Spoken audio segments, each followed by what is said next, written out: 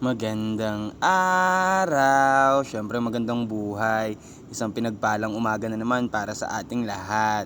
At syempre, isang napakagandang ngiti para kay Idol Chosen. Oo nga po pala, may pupuntahan kami ngayong araw na to.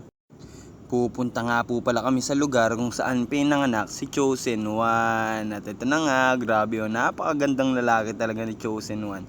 Nag-iisa ka lang po, kaya ayun na nga, ulitin ko lang po, pupunta po kami sa Zamboanga City para mag-conduct ng baseball clinic. At syempre, dahil po yan sa kabutihan ni Sir Itakura-san, isang Japanese na napakabait. IPPC nga po pala ang daladala namin at pupunta kami sa Zamboanga. At salamat din po sa mayor at mga teacher at syempre mga tao doon na sasalubong sa amin. Grabe talaga yung suporta ng mga taga Zamboanga.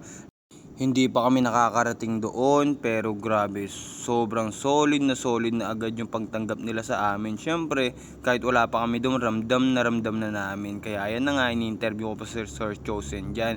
Sinasabi niya dyan, oh, shout mga taga Sangbuanga, hintayin nyo kami dyan at miss na namin kayo. At ayun na nga, siyempre, after namin magkwentuhan dyan, lalabas na kami. Pupunta na nga po pala kami doon sa service namin.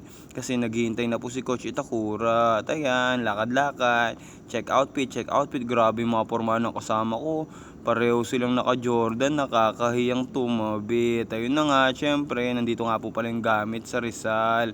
Nandito po kasi yung stock room ni Coach Itakura. At ayun na nga, after namin kunin yung stock room, after namin kunin yung mga idodonate sa mga bata, ayan, sumakay na kami dito sa van na nirenta ni Coach Itakura. At ayun na nga, ang bilis namin, no. Nandito na kami agad sa NAIA 3. Grabe talaga. Excited na kami pumunta dyan.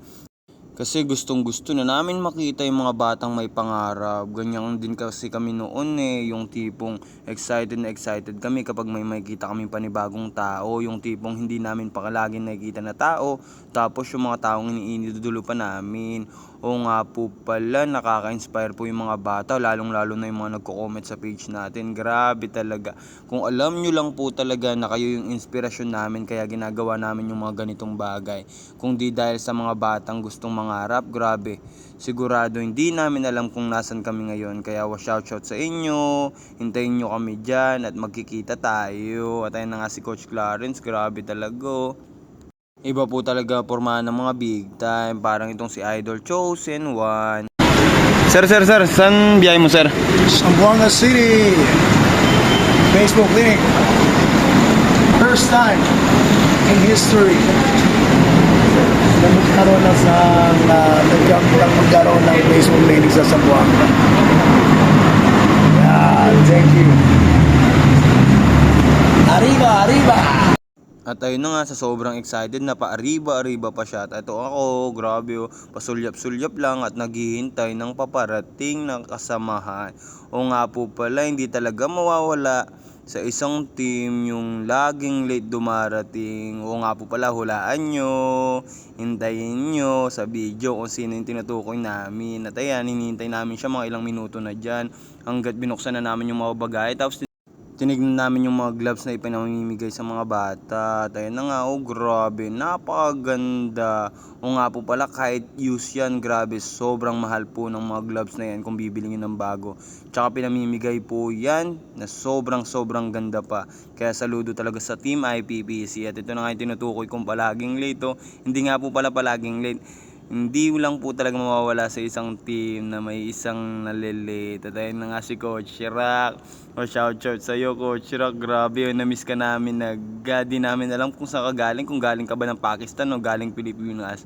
At ayun, kaway-kaway lang siya pero gutom na yan. Kaya ayan, pag check-in namin ng mga bagay namin, ito dumiretso agad kami sa Jollibee. At ayun ang mga kasama ko. Grabe, ang galing nilang kumain. Sobrang bilis nilang kumain. Shout Jollibee, baka naman sa susunod. At syempre, hindi tayo papatalo dyan.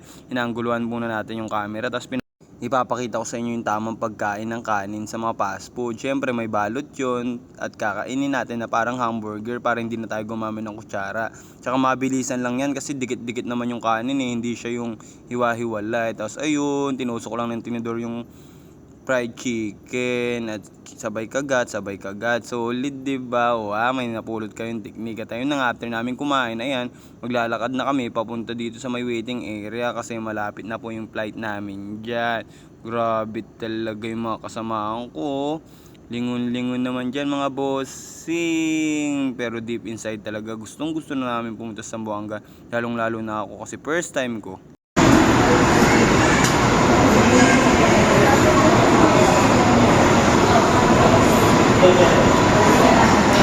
Pre, ano yung ginagawa mo?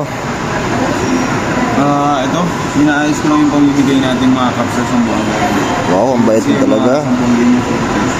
Yan o, may mga perma na rin ng national team yan. Tapos, yan, may kita nyo dyan. Siyempre yung mga batang may pangarap dyan.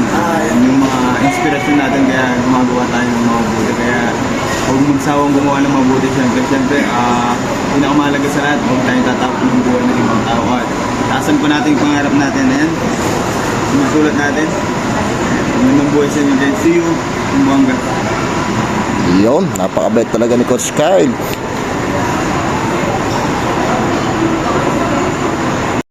At ayun na nga, nakita nyo naman sa video, habang naghihintay kami ng oras, kinuha na namin yung mga sombrero na ipinamimigay namin. Siyempre, pinirmahan namin lahat para may remembrance yung makakatanggap. Grabe talaga, napakapalad ng mga batang nangangarap. Gustong gusto namin yung mga batang talagang may pangarap. Kasi ramdam na ramdam namin kayo. Kasi ganun din yung pakiramdam namin noon talaga. Iba talaga kapag may pangarap ka na mataas, lahat magagawa mo. Yung inaakala ng iba na imposible, hindi pala imposible. Basta magtiwala lang tayo palagi sa itaas. Kaya ayan, papunta na tayo sa itaas. Sasakay na tayo ng eroplano dyan. Grabe talaga. Pati sa pila traffic. Kaya ayun, pagkapasok namin dyan, konting sulyap sa loob. Shout po sa inyo. At ayun na nga, napakabuti talaga ni Lord kasi yung pinagustong spot na upuan yung napunta sa akin. At ayun, tabi ng bintana. Gustong gusto kasi tinitignan yung labas ng bintana kasi nakikita ko kung gaano kabuti talaga si Lord. Tignan nyo naman kung gaano niya kaganda ginawa yung mundo, diba? Tayo na nga, after kong ipinakita yung labas, syempre lalabas na tayo ng eroplano kasi nandito na tayo sa Zamboanga. Grabe talaga, summer na summer dito. To be honest, napakainit po talaga. Kaya ayun, syempre, nagsalamin na tayo dyan. At ayan nga pala si Coach Lando, ayan nga pala si Chosen One, ayan nga pala si Clarence. Grabe talaga. Ayan nga po pala yung mga tiga dito. At ayun, syempre, hindi natin pwedeng makalimutan videoan yung airport na Zamboanga. Kasi isang sulyap, sabi ko nga kay Rock dyan, videoan mo din ako. Tapos ito, paglabas namin agad sa airport, sinulubong kami agad ng mga magandang buhay natin, mga idolo. Kayo po talaga ang idol ko. Shout sa inyo, magandang buhay syempre. Grabe talaga mga taga Zamboanga. Nakakataba ng puso. Okay, kamay. Magandang buhay. Yeah. At ayun na nga, nandito na kami sa Zamboanga. Hintayin yung ibang vlog. Salamat sa panonood.